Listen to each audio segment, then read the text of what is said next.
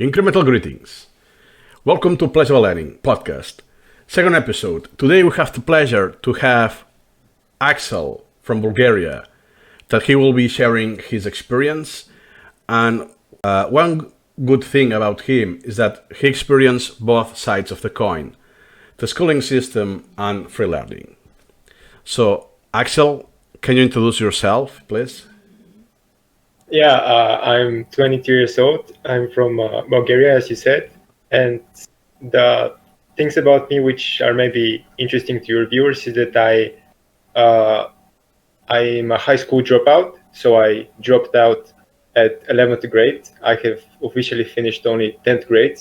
And for the past maybe 6 years, I have been learning entirely on my own, under no external influence, no universities, no parents telling me what to learn.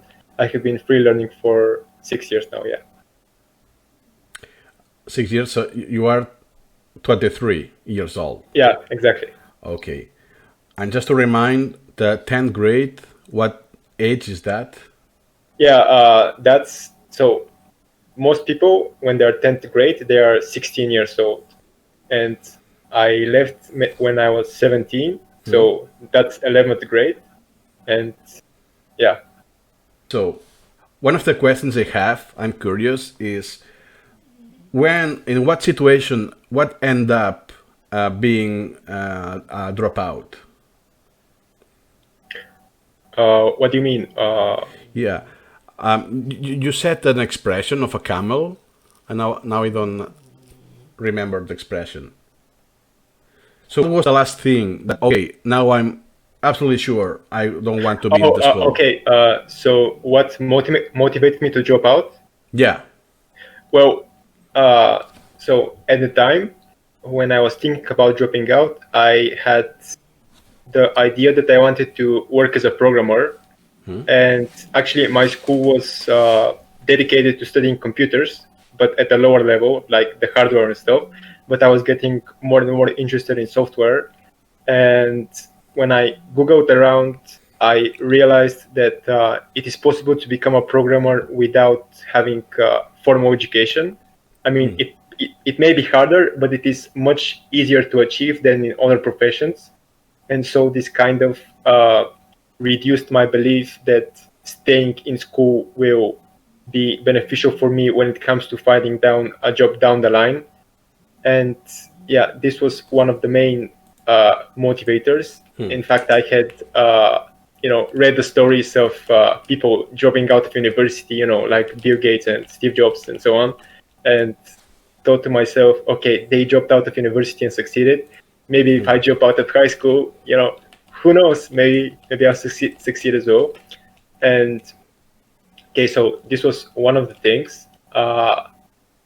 Even before that, though, I had come to realize that staying in that school, I just won't acquire any applicable knowledge, because most of what we were being taught was, I mean, even at that age, I could see was very useless. Like, it was obscure information about certain hardware machines, which I just was certain that I would never need. And even if I did need them, I would just, Google for them, basically.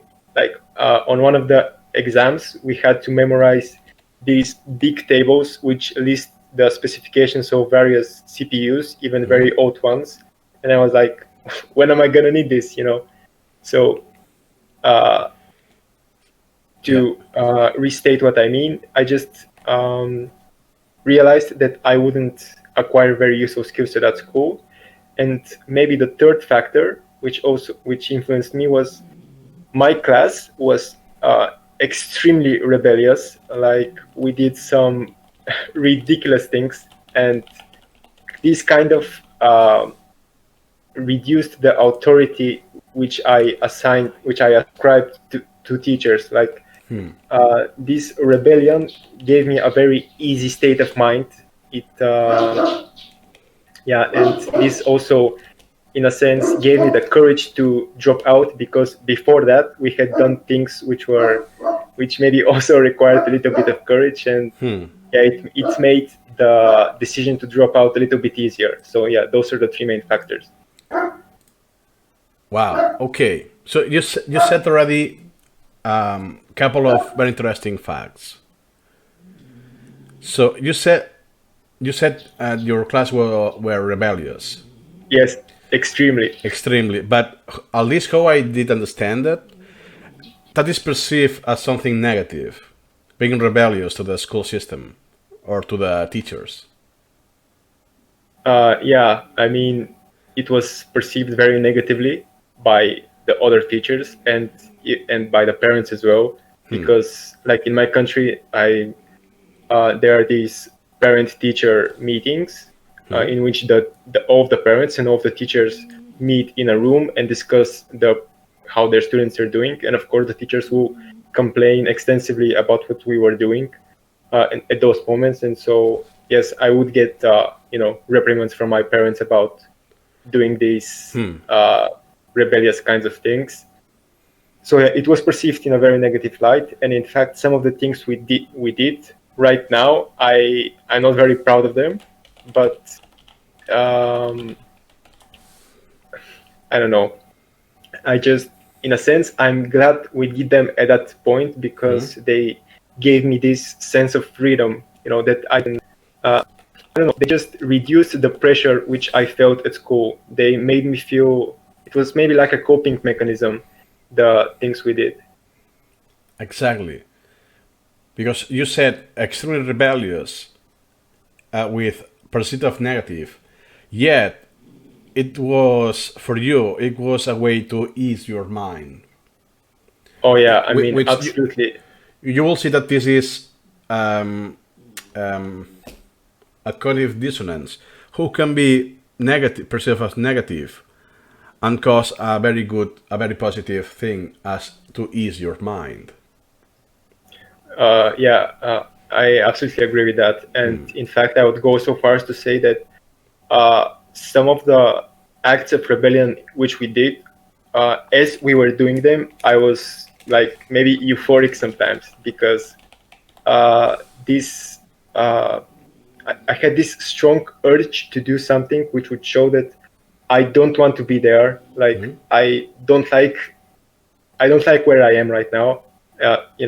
School, and uh, this feeling of doing these things that we weren't supposed to do.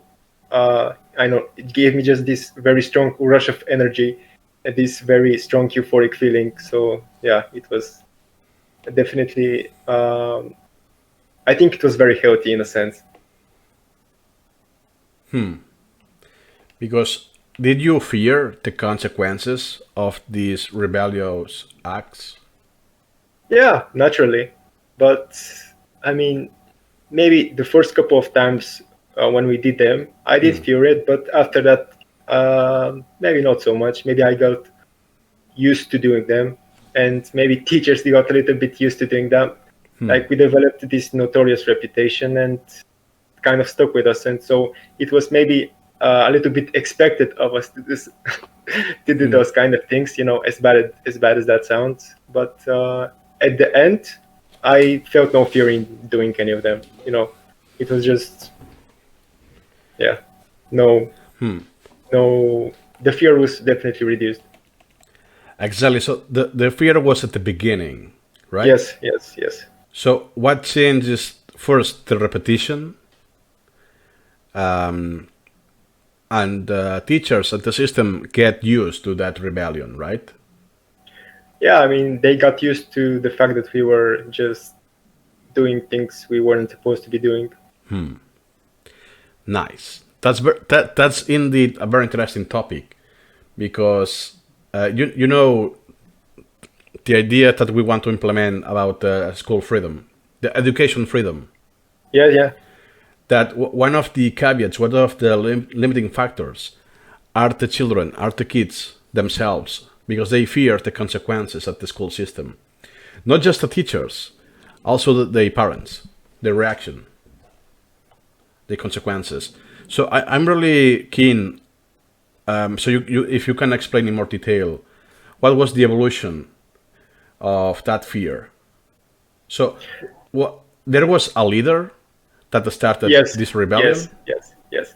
yeah, there was definitely a guy who, from the very first day. So, what happened on the very first day was we were in this classroom and we were just meeting our teacher. And you know how when you're in a class, you're not supposed to have your phone on, right? And what happened was this guy who turned out to be our leader in a sense, although I'm not sure that we perceived as him like this at the time. What happened was his phone rang, and my natural reaction would have been to quickly shut it off. But what he did was basically pick it up and like have a conversation with his friend in front of everyone, you know. And I'm kind of like, there is something strange about this guy, you know. He just doesn't care, you know, what the teacher says. And this was a very micro step in the direction of the things that later we went on to do, you know. But yeah, at that point, I mean, my fear of the consequences of disobeying teachers a little bit dropped, because I saw that he picked up his phone, he had this conversation with his friend, a very inappropriate thing to do in that situation, and you know, there weren't very negative consequences. Like the teacher said, don't do that again, and that was the end of it. You know, I just saw that his little act of rebellion didn't have much consequences, and this maybe a little bit reduced my inhibitions to do similar things. Exactly. So I guess then, as the time progressed, more classmates started to do the same thing. Yeah. I mean, initially, I think only he did these a little bit strange things, but it's, you know, by the time that I was about to leave school, I think that a very good portion of our classmates, you know, engaged in this acts of rebellion. But now that I think of it, many of them didn't. I mean, many of them continued to fear the consequences, and yeah, I think that's very kind of important to say. Yeah. And in your own opinion, why do you think it's the factor that can divide students into, so the ones that are prone to rebellion and the ones that will always follow the rules no matter what? Oh man, that's a very tough question. I'm not sure if it's a personality trait or what. I mean, I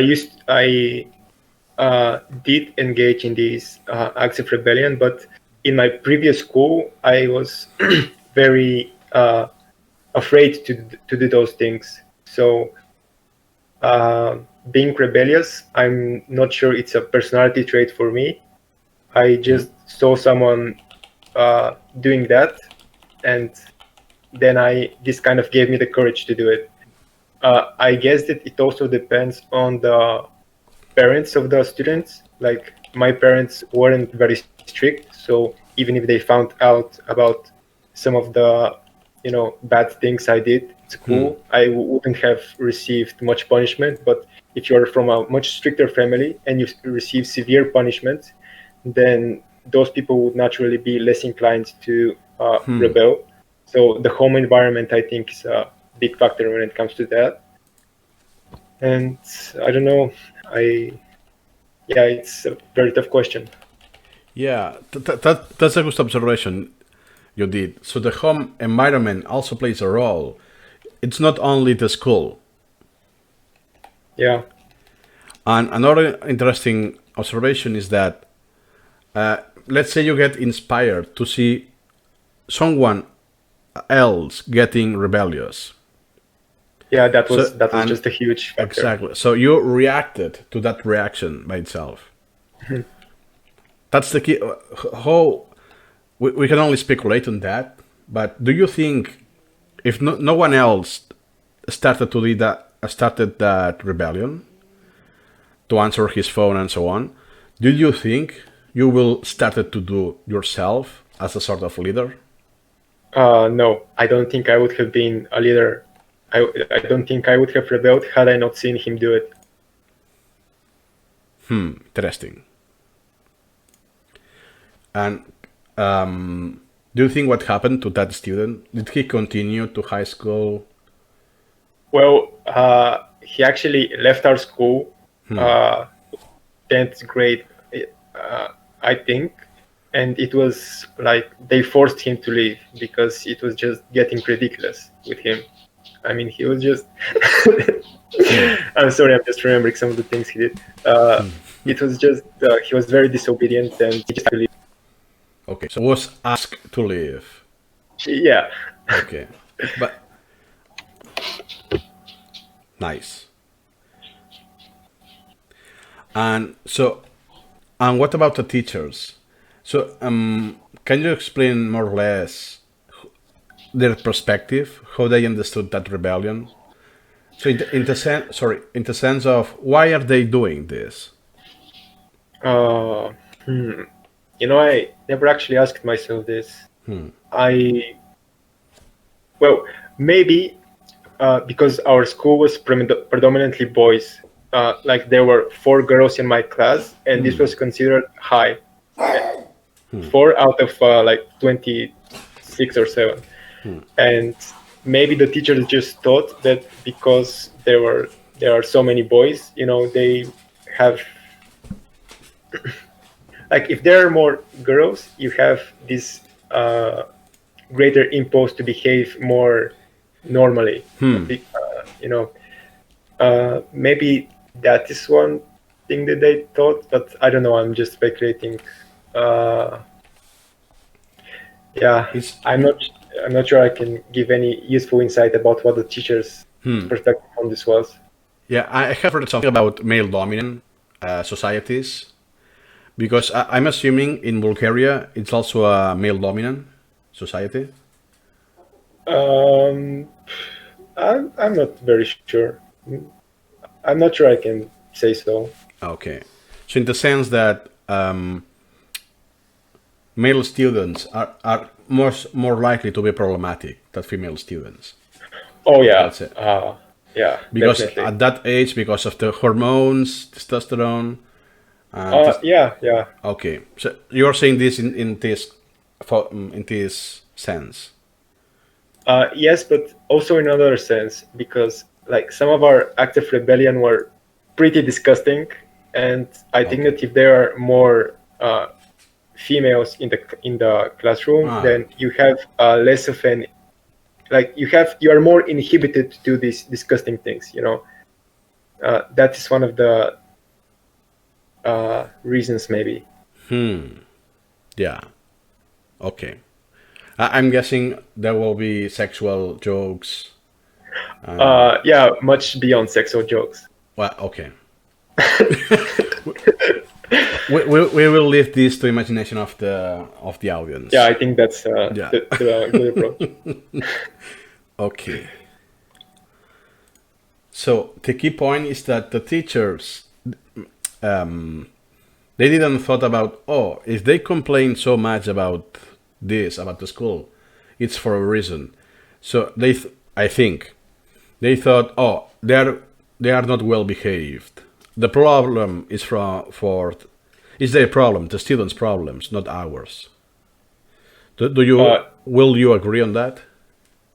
Yeah, and this actually reminds me that at the time that we were doing those things, I'm not sure we realized it was a sign of rebellion. Like we just felt, I just felt that I had to do something which would Nice. show my disregard for their authority. But I wasn't thinking in terms of I want to be learning on my own. This is why I'm doing this. No, I just felt this huge urge to disregard their authority. But at the time, I didn't think that free learning was a better alternative than school. In fact, I believed that school was necessary in order for you to become educated. And learning on your own has a lower probability of working for you in the long term and so on.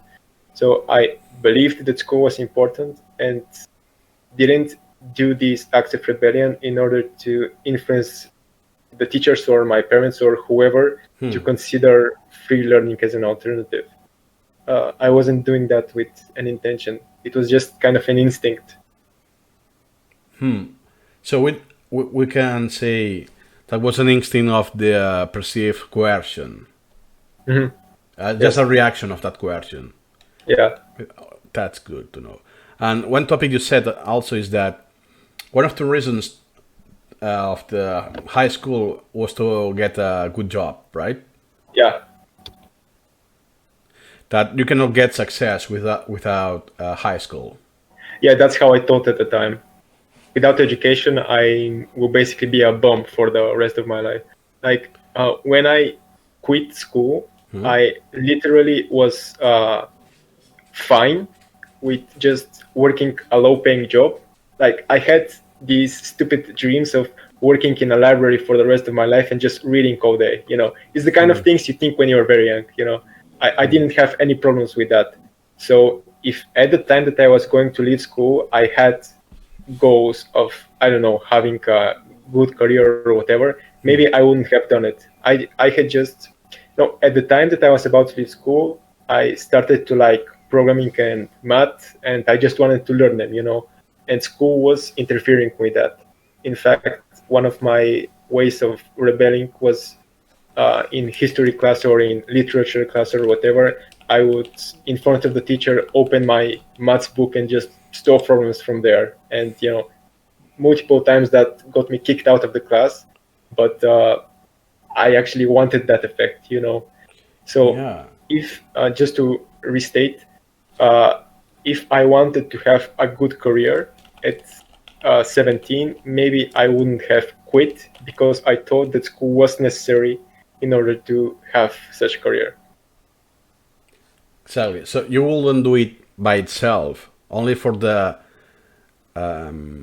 result, which is getting a diploma, and this diploma will get you a good job, a highly paid job, right? Yeah, I thought that the diploma was necessary for a highly paid job, Yeah. definitely. So yeah, but I mean that you don't care about the diploma. You only care about the job. So you do everything that is needed to get to that job. Well, when I was about to quit, I wasn't thinking in terms of jobs. I was just thinking I want to learn math and programming, and school is interfering with that. So I want to leave school. And I know that even if I leave school, there is still a chance for me to get a good job as a programmer because, but there was I had this idea of my being able to get a good job as a programmer, but this wasn't the main motivation for for learning. For excuse me, for leaving school, I just wanted to learn a bit of programming and math. School was interfering with that, and I wanted to get out. Actually, because pursuing a job, a programming job, was possible without the high school, Yeah, yeah. and I'm guessing it was high paid as well. Well, paid enough, Paid enough. basically. Okay. Yeah. I mean, maybe I can get a more highly paid job if I have a diploma, but there is a trade-off there because going through the school system itself incurs a high cost, and the question is if that cost is enough to justify the increase in salary. And because I was fine with living very frugally and simply, I didn't mind, you know, impeding my career in order to. I didn't mind sacrificing a bit of my standard of living in order to be able to be free more often. Exactly. So it's about what that weighs more, Yeah, having freedom or some more years of schooling just to get a slight more salary. yeah. Okay, said an excellent last sentence that the school was interfering with your free learning. In your case, programming. Yeah, I mean, obviously, in school you're not free, so of course it interferes. Yeah, but did you use? Will you use this terminology at that time? No, I mean, I just viscerally felt that, like, I got introduced into free learning maybe 2 years ago, At the time, I didn't know any terminology of free learning, self-directed education, or unschooling, or anything of that nature. I just felt that I wanted to learn this on my own, and that I wouldn't be able to do it while being in school.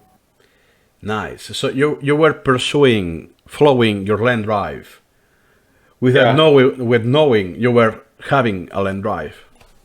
Oh yeah. I mean, this is just a common theme in everything. Like we follow our learn drive without knowing there is a learn drive. We achieve goals without knowing there is such a thing as a goal. Like we use metaphors without knowing that metaphors exist. Like a child uses metaphors all the time. He may not even know what a metaphor is. I mean, we constantly are doing things. Our brain is doing things which we are not aware it is doing. Oh, such an example. A kid maybe using metaphors without knowing the concept of what a metaphor is. Yeah, yeah. Oh, such a good observation. I'm taking notes of this. Yeah. Okay, so then just to wrap up what we covered already, if I ask you, if I am your parent, and I ask you why do you want to drop out of school, what will you tell me? What I would have told you at the time I dropped out, Yeah. I would have told you that school doesn't offer me anything valuable, that I want to learn certain things on my own, and I can't do that while being at school, while wasting so much time at school. Uh, I guess that's the gist of it. I mean, I want to be free. I'm not free at school, so yeah.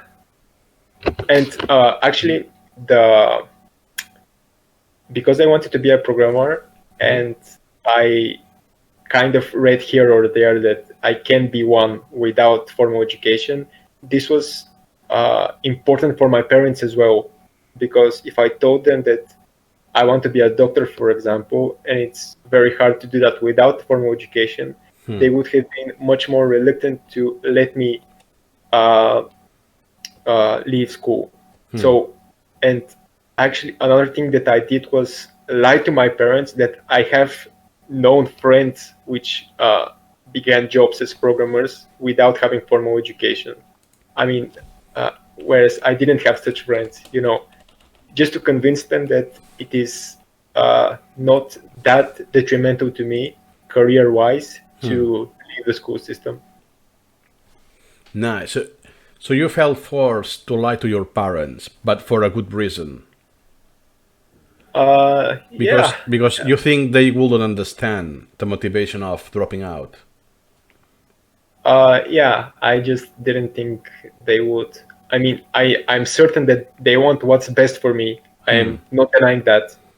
But like maybe parent advice is more often fear driven, whereas I'm willing to take a little bit of risk to leave the school system but be free. But maybe parents have this aversion to wanting you to take risks, you know. So I, from their perspective, I wanted to reduce their perception of the risk of my leaving school, you know. Okay, so that's key is that you said your parents were fear driven. So Yeah, I you, think that, yeah, maybe. so what you said with lying, you wanted to decrease that fear of uncertainty. Exactly, yes. Wow, that's surprising. The reason that they are fear driven of their own children is if my No, I mean, they fear for me. They fear for my safety. yeah That's yeah what I yeah mean. yeah yeah.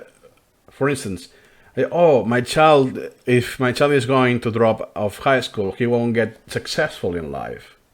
Yeah. So the reading I'm trying to convey is that your parents were in the school system as well.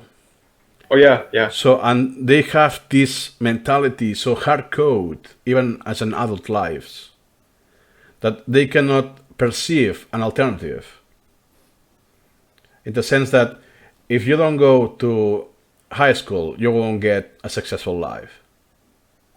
Well, I think that they can perceive the alternative. They can perceive that it is possible to get uh, a good job and to be, to not have to, like, to get enough money to satisfy your needs. They can realize that it is possible to get a job which gives you that amount of money without having a diploma, but maybe from there it is much harder, and there is a much greater probability of failure when you don't have a formal education. And actually, I think that's true. But the point is that I'm willing to take that uncertainty. I'm willing to trade that uncertainty for a more free learning time.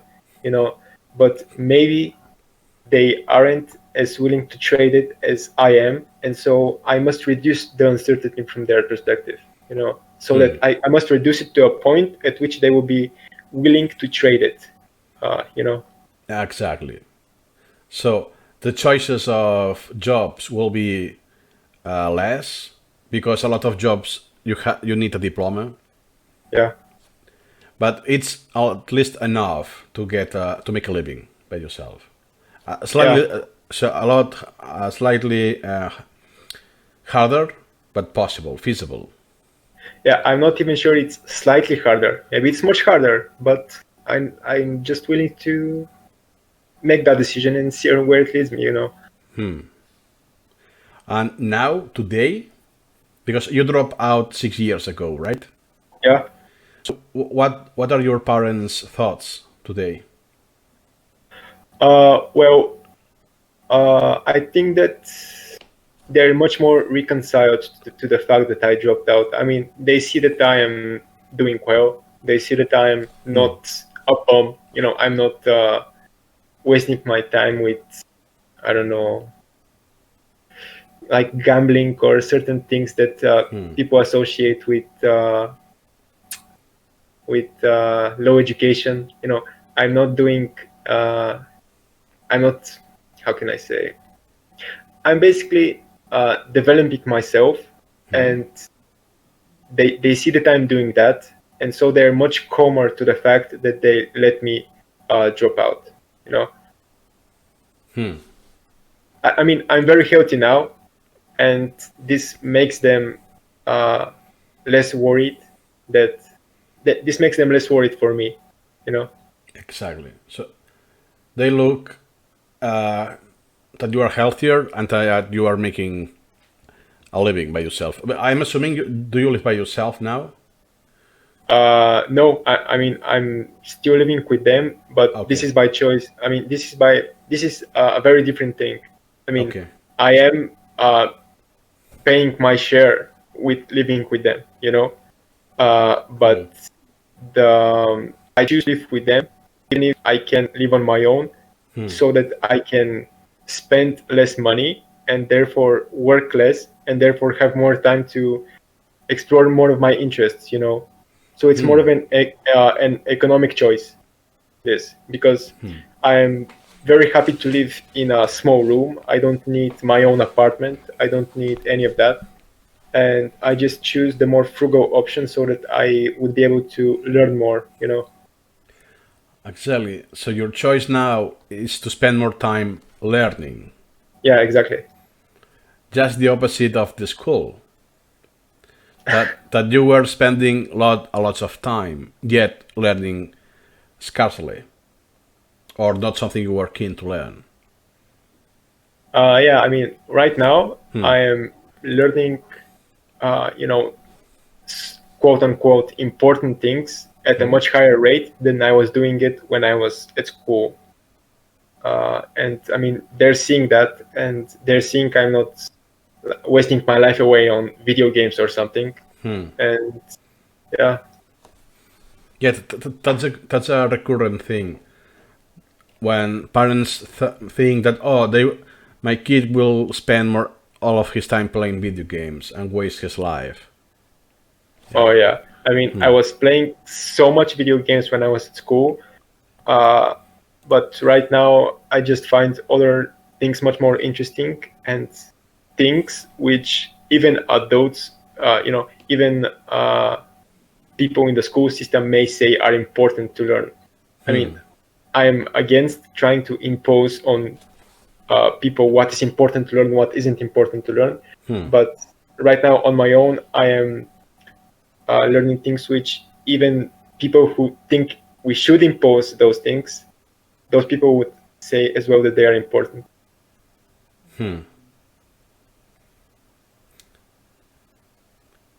Exactly. So just to wrap up, um, so we are what just talk about the curriculum. So it's not that it's important; it's in the curriculum, and you have to do it because of that, right? Yeah, And yeah. now you say it's important because it's important to you, right? Yes, It's but relevant for like you. like in the curriculum, you have things like maybe mathematics, history, economics, stuff like that. And the thing is that I'm learning those things on my own at a much higher efficiency, and I'm spending much more time on those things than I spent on them at school. When we were studying those things at school, I was spending all of my free time like playing video games, you know, going out with friends and stuff like that. I just wanted to ignore everything that we were studying at school. I really hated it, but now that I have been free for so long, I naturally want to learn those things on my own. Yeah, that's a natural thing. Yeah. Yeah. Okay. And if you had now, if you recall something positive about your school experience. Well, I used to something positive from my school experience. I think the positive things are not related to learning actually. I mean, some of because I had this very good relationship with my classmates, and because we did all those crazy things, there were some days at school which I would spend basically maybe the whole day like laughing, laughing very hard. You know, it was. I mean, I don't remember I have ever laughed as hard and for as long as some school days, because I mean the relationship with my friends was just so good. We were doing all those crazy things, and yeah, I mean maybe those were the positive things So, from my school, but I think that those things are possible outside of school. So oh, that's key. So, what you enjoyed was the jokes and things you did with your friends yeah, yeah, that were funny. Yet they could be done anywhere, anytime. absolutely, absolutely, yes. So now let me rephrase the same question: Is could you tell me something positive about the school that is from the school itself? It couldn't get from Uh-huh. elsewhere. Uh-huh. Well,